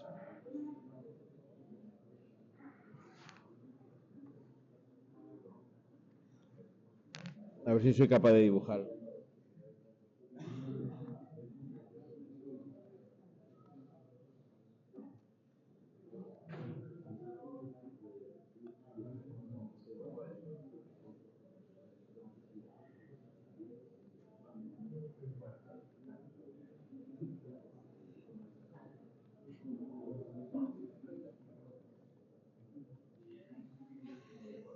Bueno, el mapa de Carnot tiene esa forma. Vamos a colocar las variables. Las combinaciones de A y B en la parte de arriba. 0, 0, 0, 1 y me tengo que acordar que las dos últimas las cambio de orden. Pongo 1, 1 y 1, 0. Y en las filas pondré un 0 y un 1 para la C. Vale. Primer término de aquí. A negada por B. Eso se corresponde con la zona de la tabla donde la A vale 0 y la B vale 1. ¿Qué zona de la tabla cumple con que la A vale 0 y la B vale 1? Esta columna de aquí, ¿no? La A vale 0 y la B vale 1 en toda esa columna, las dos casillas. Por tanto, aquí pondría un 1 y ahí pondría un 1. El siguiente término, este de aquí. La zona de la tabla donde la A vale 0, la B vale 0 y la C vale 1. ¿Dónde vale la A0 y la B0? La A0 y la B0 es en la primera columna. Y dentro de esa columna, a la vez, la C tiene que valer 1. Sería esa fila de ahí. Por tanto, va a ser una única casilla que sería esa de ahí. Ahí tendría un 1. Y el tercer término, donde la B vale 1 y la C vale 1. ¿Dónde vale 1 la B? La B vale 1 en esta columna, no, perdón, sí, bueno, en esa columna y en esta columna de aquí, ¿vale? En las dos del medio. Dentro de las dos columnas del medio, me está diciendo que es donde la C vale 0. La C vale 0 en toda esta fila, ¿no? Por tanto, tendré un 1 aquí que ya lo tengo puesto y tendré un segundo 1 aquí que lo pongo. Esta función, pasada a mapa de Carnot, sería ese mapa de Carnot de ahí. Vale.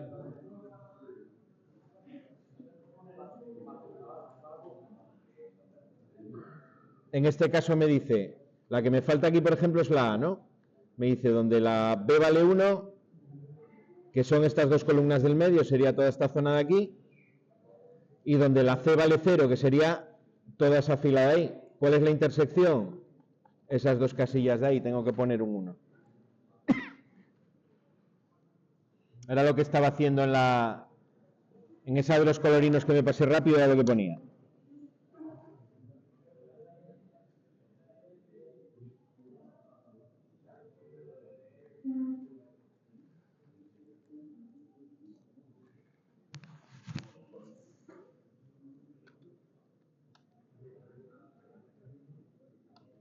Bueno, que era esta de aquí, ¿vale? Sin más. El de 4 variables, ahí lo tenéis.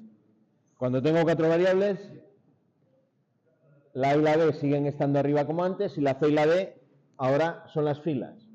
Hago lo mismo que antes. Fijaros que la penúltima y la última columnas, las combinaciones están cambiadas respecto al orden lógico que tienen esas combinaciones. La 1,1 va antes de la 1,0. Por lo mismo, lo que quiero hacer es que esa adyacencia que se cumplía en horizontal para el de 3 ahora se cumpla también en vertical. Toda celda va a ser adyacente, es decir, se va a diferenciar solo en el estado de una de las variables, de la que tiene encima y la que tiene debajo, y de la que tiene a su derecha y la de que tiene a su izquierda. Y además se va a cumplir también que las celdas de la columna de la derecha son adyacentes, es decir, se diferencian solo en el estado de una de las variables, de las de la columna de la izquierda, que estén a la misma altura. Y con las filas ocurre lo mismo. La fila de arriba, cada una de esas 4 casillas, es adyacente de las casillas de la fila de abajo, de las que están en su misma vertical. Por ejemplo, la 0000, que es la que está representada por el índice 0, es adyacente de la 0010, que es la que está representada por el índice 2. ¿Cuál es la diferencia? El valor de la variable C.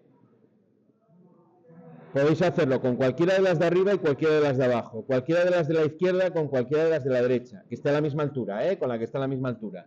Y luego, dentro del mapa de Carnot, cada una es adyacente de la que tiene encima, debajo, a derecha y izquierda. Simplemente alterando el orden de las dos combinaciones, 1,1 y 1,0, tanto en filas como en columnas, me garantizo que se va a cumplir esa propiedad, que va a ser la base de la simplificación. Y ese sería con 5 variables. Con 5 no vamos a trabajar apenas nada, pero para que lo sepáis, lo que hago es 2 mapas de Carnot para las 4 menos significativas y la variable más significativa, que es la A, para uno de los mapas de Carnot vale 0 y para el otro mapa de Carnot vale 1. Serían en total 16 casillas. Aquí la adyacencia ya se complica un poco porque tendría que imaginar, si imagináis un mapa de Carnot uno encima de otro, cada casilla es adyacente de la que tiene encima, o las de arriba son adyacentes de la que tienen debajo. Aparte de cumplirse la adyacencia en cada mapa de Carnot, igual que en el de 4, cada casilla de este mapa de Carnot es adyacente de la que está en la misma posición en el otro mapa de Carnot. Es lógico porque la diferencia, ¿cuál es? Que en un mapa de Carnot la vale 0 y en el otro vale 1, ¿no? Venga, la gente ya se me está viniendo abajo. Bueno, algunos, otros llevan abajo desde el minuto 2.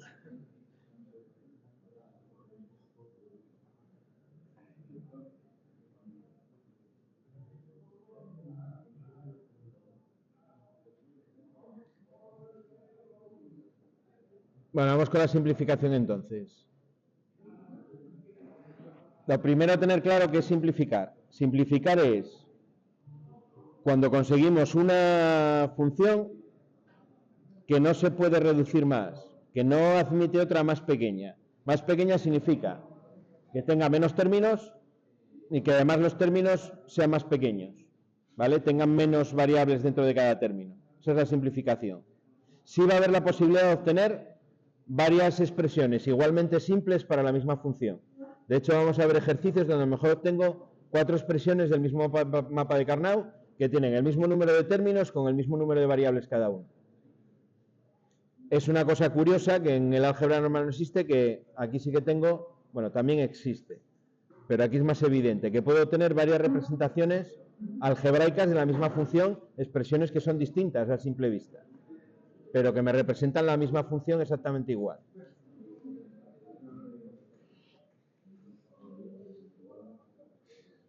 Principio que vamos a utilizar es de adyacencia lógica.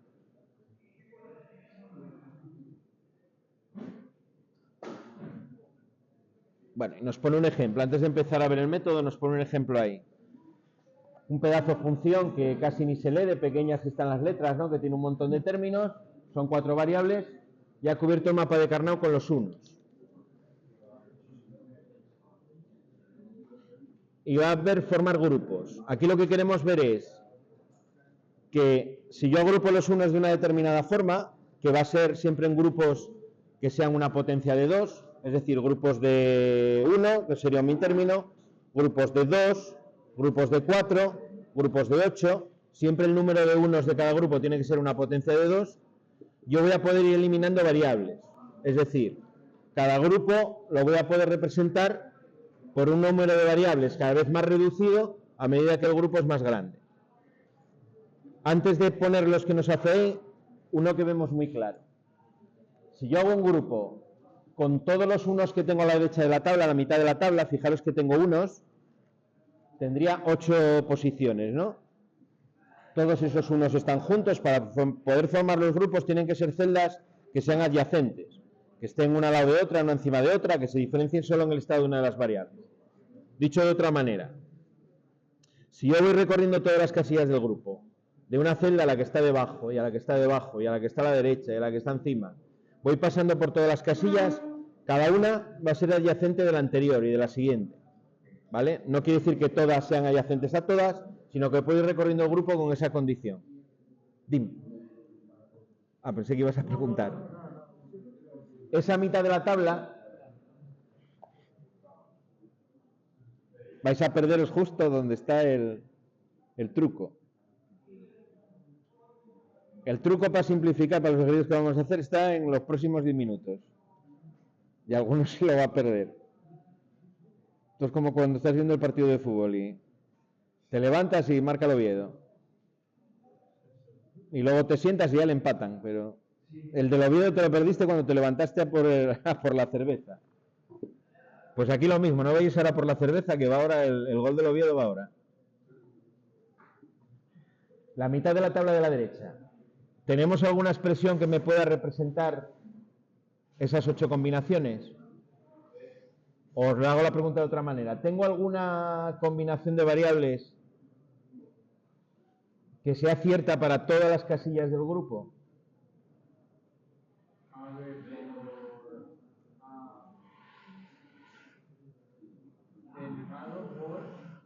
Os doy una pista. Es la mitad de la tabla. Habíamos dicho que si la mitad de la tabla me lo deja todo reducido a una única variable. En este caso, si recordáis la anterior, la transparencia cuando poníamos el área de existencia de A, el área de existencia de B. La A es 1, efectivamente. En esa mitad de la derecha de la tabla, si os fijáis en las columnas de arriba, hay 2 combinaciones, ¿no? 1, 1, 1, 0. ¿Qué tienen en común esas 2 columnas? Que la A vale 1. Si os fijáis luego en las filas, fijaros que ahí ya van cambiando todas, ¿no? Ahí no tengo ningún valor de A, de C y D que sea igual para todas esas 4 filas, porque van cambiando, son las 4 combinaciones. En cambio, para las columnas sí que tienen en común todas las casillas que la A vale 1. Si yo hago un grupo con esos 8 unos, voy a poder sacar una expresión algebraica que es simplemente la variable A. A va a ser uno de los términos. La clave está que si recordáis el ejercicio anterior, cuando poníamos la función y vamos sacando unos de la tabla, debo de tenerlo aquí.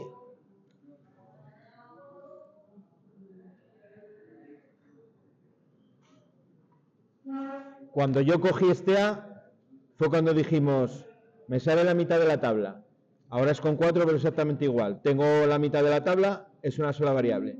Mientras más reducido sea el número de variables que yo tengo en cada término, me representa más posiciones dentro de la tabla de verdad, es decir, más posiciones dentro del mapa de Carnot.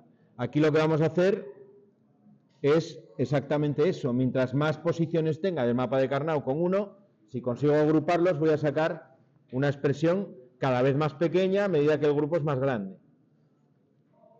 Bueno, los grupos que me forma aquí. Me hace eso. Recordad que los grupos tienen que contener un número de unos que sea una potencia de 2. 1, 2, 4, 8. Bueno, 16 sería el mapa completo, la función sería un 1 directamente. Si es por ejemplo, un mapa de Carnot de 5 variables y tengo un grupo de 16, sería una variable, ¿no? La solución. Mirad, el grupo que está, bueno, el 1 que era el que acabábamos de decir ahora, se representa por la variable A. El grupo número 2 se representa por la variable B por C negada. Bueno, ¿por qué B por C negada? Eso que tienen en común, esas 4 casillas están en color verde. Si miro el encabezado de las columnas, tengo 0, 1, 1, 1. ¿Qué tienen en común esas dos columnas? La B que vale 1, ¿no?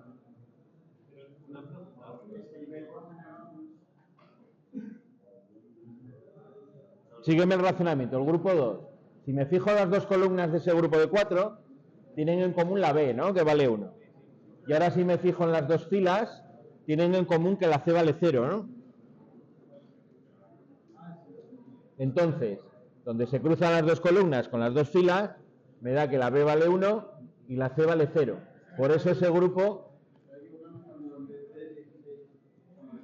Aquí es normal equivocarse a primer vistazo, porque hasta que pilla uno la dinámica, solo ve unos y ceros por ahí desordenados.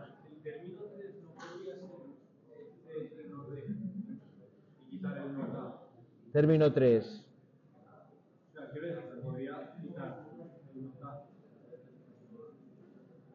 ¿Dices de hacer un grupo más grande? Sí, lo vamos a ver ahora que... Esto no es una simplificación, simplemente son grupos. Aquí todavía no está simplificado.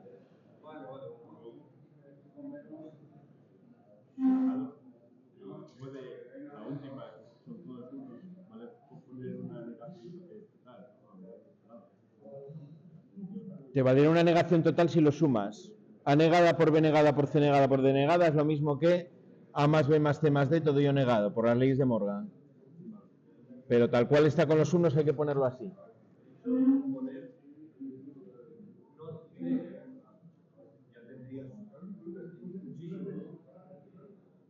¿El qué? No, aquí harían falta menos. Ahora lo vamos a ver.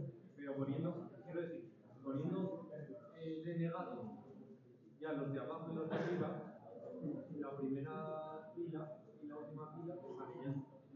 Aquí si lo agrupamos bien, vamos a ver ahora, que es lo que vamos a ver a continuación. Tendría la fila de abajo entera, que sería un grupo de 4, la fila de arriba entera, perdón, la fila de abajo entera con la fila de arriba entera sería un grupo de 8. Son dos grupos de 8 y luego me quedaría simplemente este uno de aquí que me haría el grupo 2. Tendría dos grupos de 8 más el grupo de 4 que está en color verde. Y ya quedaría simplificado. Venga, que va a marcar el Oviedo. Y Raúl se lo va a perder.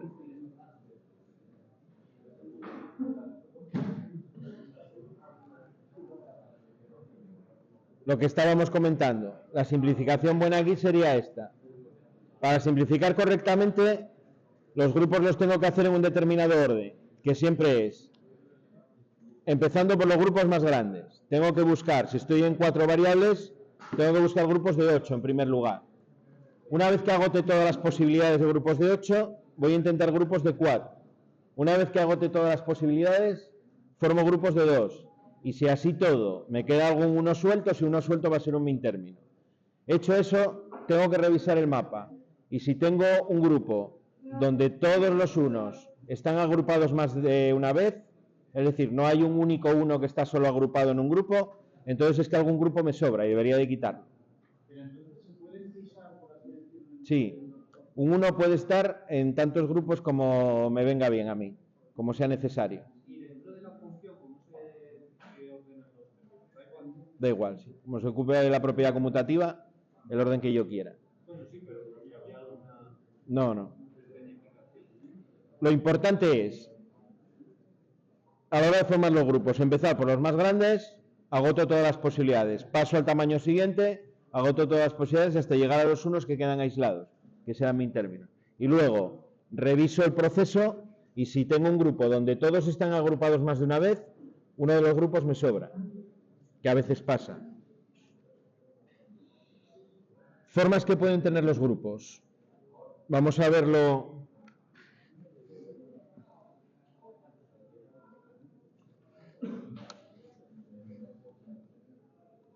Hacemos un mapa de Carnot aquí, vemos la forma que pueden tener.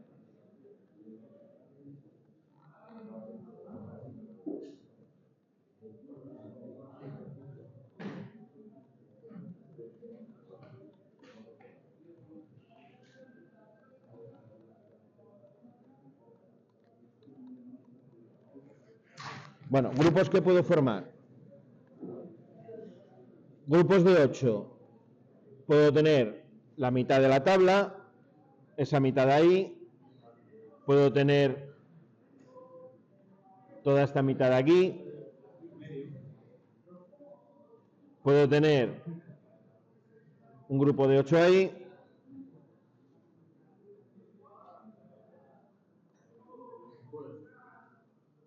Puedo tener un grupo de 8 aquí. ¿Vale? Puedo tener esta columna, con esta columna pueden formar un grupo de 8.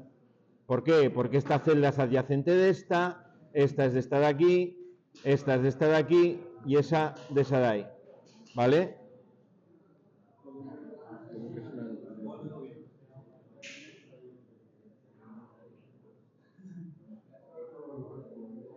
¿Y hacerlo como una cruz? No, ahí ya no se me va a cumplir lo de la adyacencia. Aparte que ahí me voy, si hago como una cruz ya no es potencia de 2 el número de unos que tengo. Ahí me salto ese principio. Mirad otro posible. Este de aquí, que es el que hicimos ahora, con este de aquí. Exactamente lo mismo. Estos son todos los grupos de 8 que puede haber.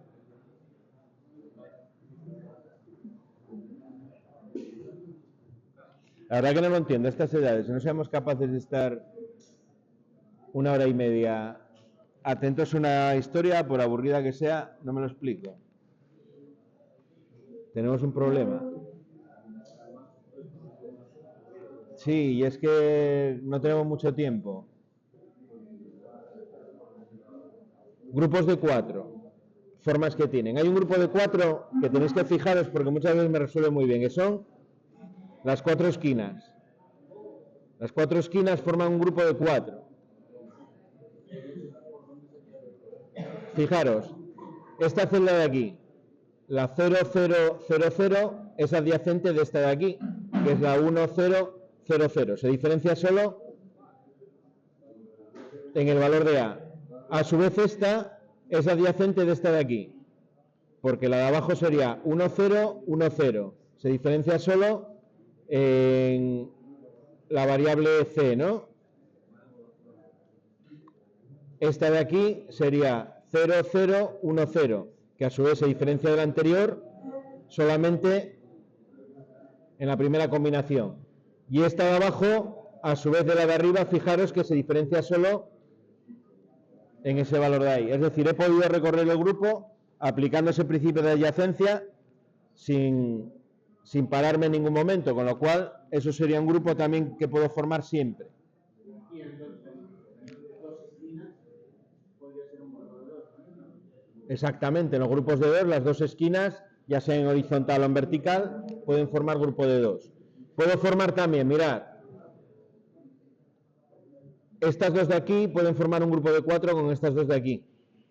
Eso también es un grupo de 4. Lo mismo con las filas. Esto con esto es un grupo de 4. Esto con esto es un grupo de 4. No sé, los más evidentes.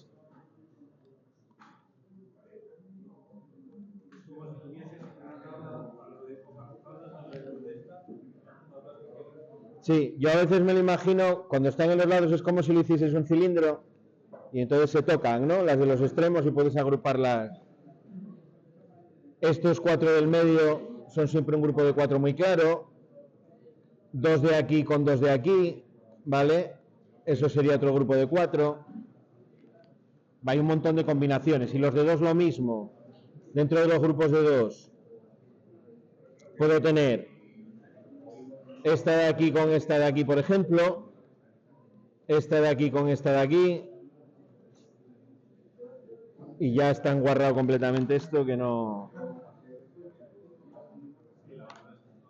Vale, los vamos a ver ahora con...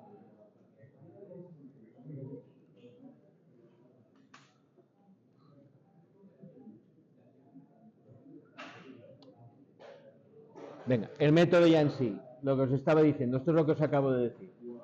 Grupos que sean potencia de 2. 1, 2, 4, 8. Empiezo por los grupos más grandes. Cuando agoto todas las posibilidades paso a los pequeños. Así hasta que llego a no poder formar más grupos. Cuando tengo agrupados todos los unos, el proceso termina. ¿Vale? Y tengo que volver atrás para ver si tengo algún grupo donde todos los unos estén agrupados más de una vez, porque tendré que eliminar alguno de esos grupos.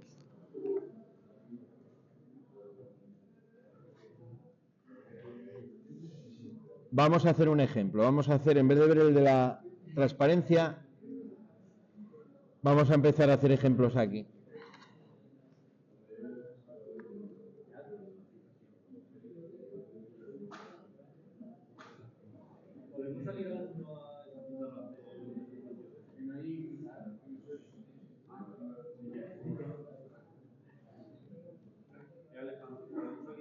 Hoy no tengo rotuladores. Podéis hacerlo aquí si queréis, de todas maneras. Os sentáis aquí, cogéis el mando de las operaciones y...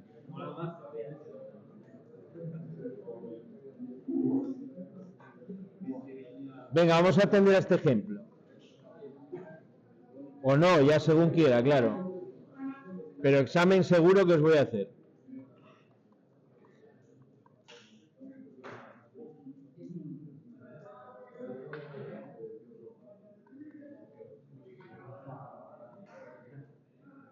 Bueno, vamos a empezar, ¿no? Vamos a empezar poniendo los unos ya directamente para ver lo que es la simplificación. Si no, nos alargamos mucho. Venga, tengo por ejemplo esto.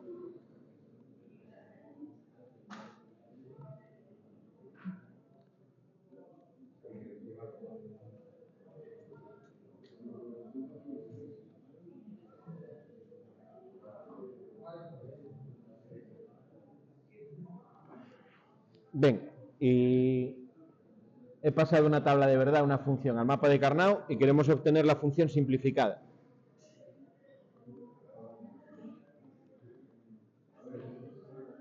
Venga, ¿por dónde empezamos, Raúl?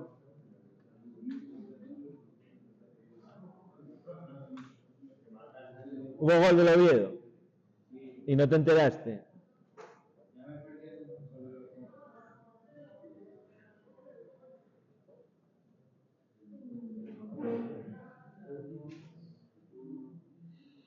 Bueno, intentamos ver si hay grupos de 8, ¿no? Que era por donde empezábamos el proceso. Yo no veo ningún grupo de 8 que encaje con esos que habíamos visto, ni las columnas, ni las filas de arriba y abajo, ni por el medio. Intentamos grupos de 4, entonces. Hay un pequeño truco para no hacer grupos en vano, digamos, o no repetirlos, aunque al final siempre vamos a repetir alguno. Intentar fijaros primero en los unos que están más aislados, ¿vale? Intentar hacer con ellos los grupos más grandes posibles.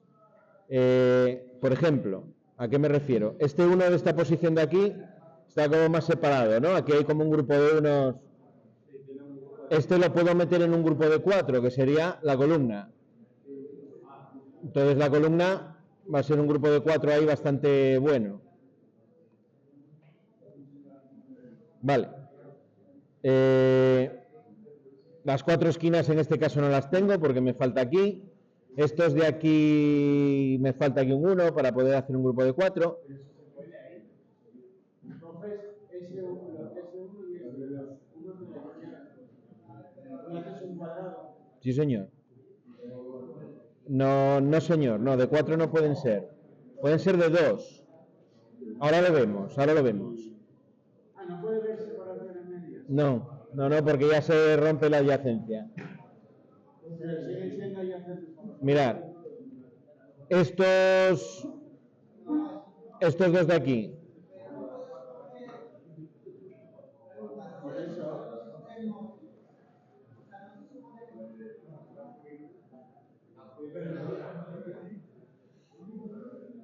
Aquí para los extremos me falta esta esquina, es el problema. Porque yo, por ejemplo, este grupo, este no lo puedo hacer porque no son adyacentes.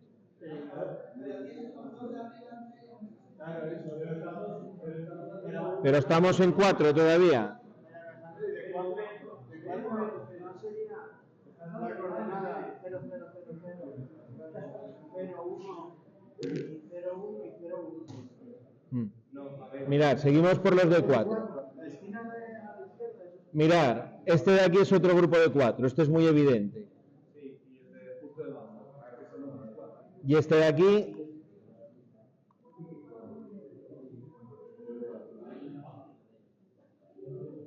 va a ser otro grupo de 4. Ya veremos cómo este que acabo de hacer lo voy a tener que quitar, pero de momento lo dejamos. Me quedan estos 3 unos de aquí. Vamos a meter algún color más para que... Mirad, mirad, vamos a verlo y lo analizamos luego todo en conjunto. Este de aquí. Con este de aquí. Aunque podría ir con este, ¿eh? Voy a hacerlo con el de abajo porque el otro de ahí ya está agrupado. Este de aquí voy a cogerlo con este de aquí.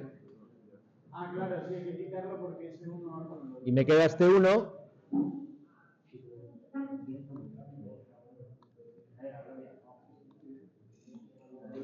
Este de aquí lo voy a coger con este de aquí. ¿Vale? Y me queda un 1 aquí aislado que sería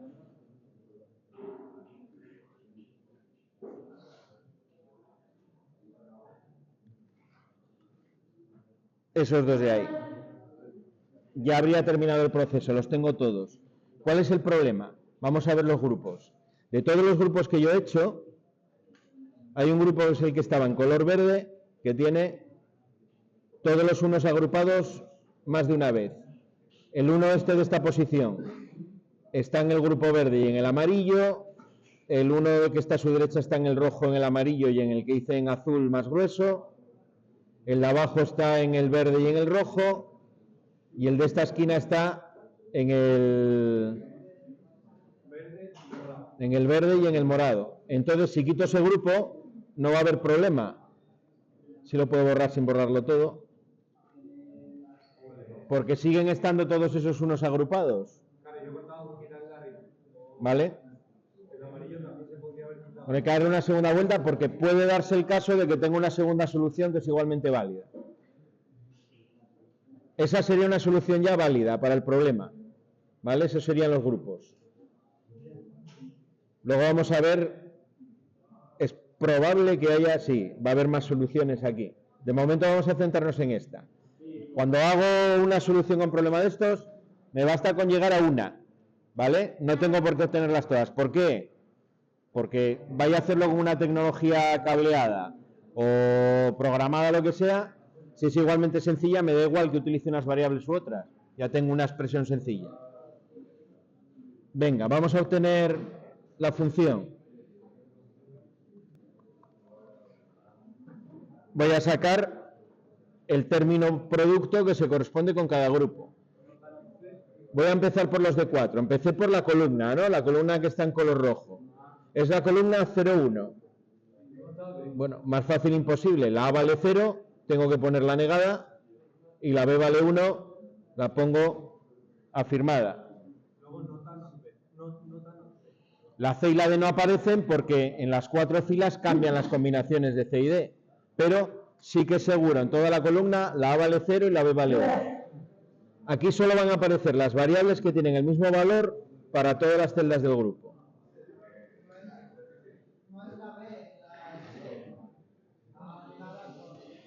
Estamos aquí.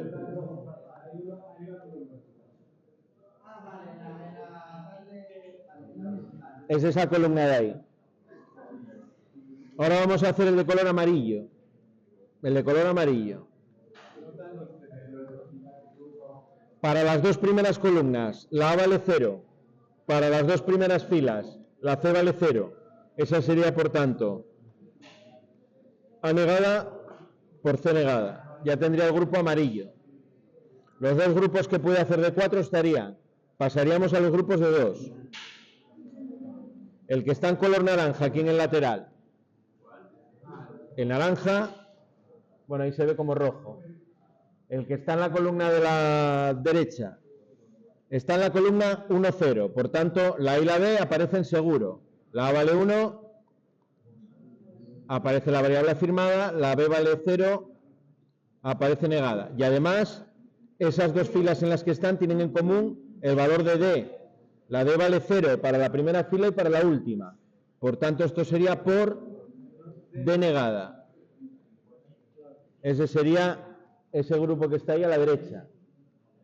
Me queda el grupo que está en azul así más grueso, en el medio, y el que está en color morado. Vamos con el del medio.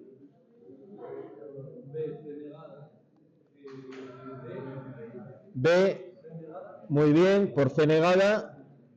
Tengo las dos columnas del medio, que la B vale 1, y esta fila, y perdón,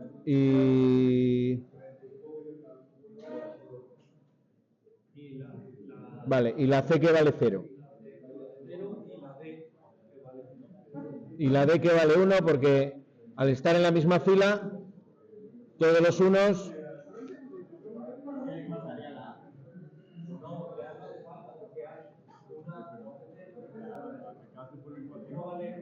Pero un momento.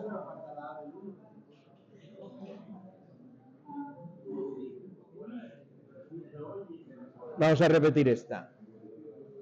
El grupo que está en azul oscuro, tienes que fijarte en las dos columnas donde están esos dos unos que tienen en común el valor de la B, ¿vale? La B vale 1 aquí, la B vale 1 aquí, en las dos casillas del grupo.